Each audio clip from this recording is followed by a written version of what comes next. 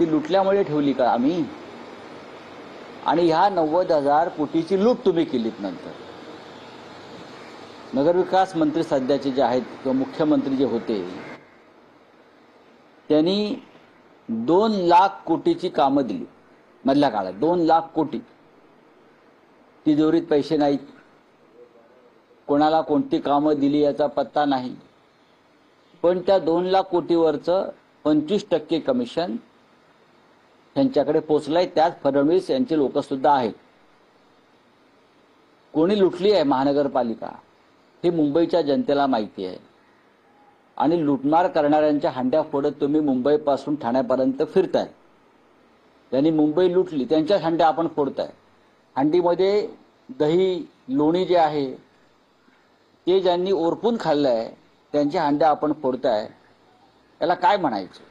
देवेंद्र फडणवीस, आपण जे तुमच्या आसपास चोर दरोडेखोर लफंगे आहेत बरं का, त्यांना पाठीशी घालू नका. महाराष्ट्र तुम्हाला माफ करणार नाही.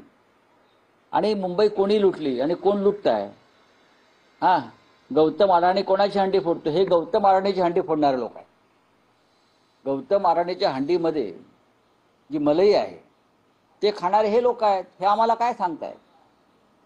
धारावीपासून मुंबईतले जवळजवळ अनेक महत्त्वाचे भूखंड ज्यांनी अडाणीच्या घशात घातले ते देवेंद्र फडणवीस आमच्यावर टीका करतायत, आरोप करतायत.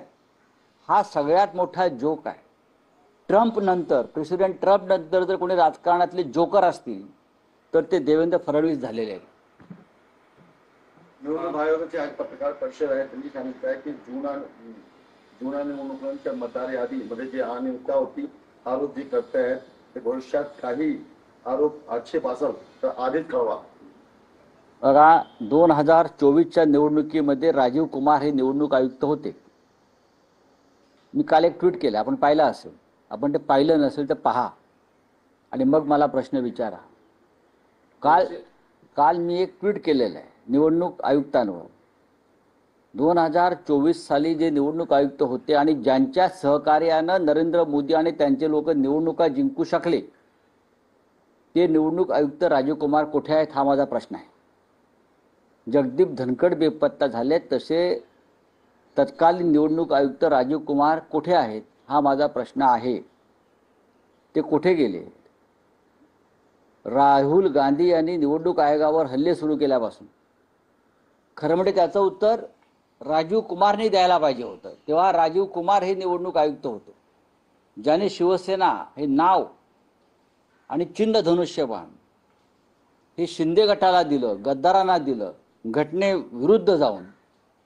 आणि त्यात किती कोटीचा व्यवहार झाला हे सुद्धा मी सांगितलेलं आहे. ते राजीव कुमार या क्षणी कुठे आहेत हा माझा प्रश्न आहे. मी त्याच्या संदर्भात सोशल मीडियावरती माझा प्रश्न टाकलेला आहे. त्याच्यावर दिल्लीमध्ये सुद्धा चर्चा सुरू झाली आहे. जगदीप धनखड जसे दिसत नाही आहेत तसे राहुल गांधींनी हल्ला सुरू केल्यापासून, आम्ही सगळ्यांनी निवडणूक आयोगावर हल्ला सुरू केल्यापासून, मतचोरी प्रकरणात 2024 पासून हे तेव्हाचे आयुक्तांना सुद्धा लोकांशी बोलण्यापासून, मत व्यक्त करण्यापासून थांबवलेलं आहे. कदाचित ते दिल्लीमध्येही त्यांना आता ठेवलेलं नाही. नारायण राणे काल म्हटले की आम्ही विरोधकांचे सगळ्यांचे दुकान बंद करून आणि चावी तुमच्याकडे देणार. कोणाकडे देणार चावी? कोण? नाही, नारायण राणे बघा, हे सगळे दहीहंडी वीर आहेत. हे जे सगळे आहेत ना, नारायण राणे, देवेंद्र फडणवीस वगैरे दहीहंडीचे वीर आहेत सध्या. सगळे त्यांच्या हातातली मुरली वाजवत ते फिरतात. मी बोलतोय नारायण राणे यांचं दुकान आतापर्यंत 3 वेळा बंद झालं. ते शिवसेनेमध्ये होते तेव्हा त्यांचं दुकान बंद केलं. मग ते काँग्रेस पक्षात गेले तेव्हाही त्यांचं दुकान बंद केलं. आता ते भारतीय जनता पक्षामध्ये मेहरबानीवर जगतायत.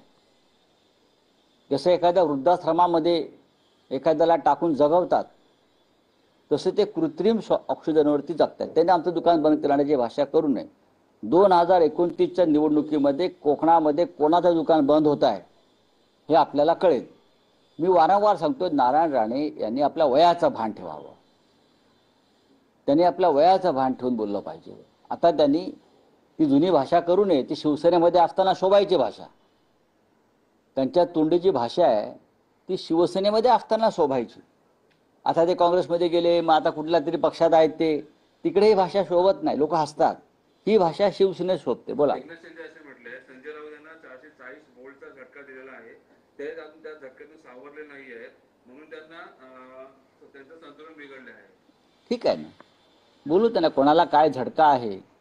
आणि संजय राऊत कसे ताटपणे उभे आहेत, कोणालाही न घाबरता.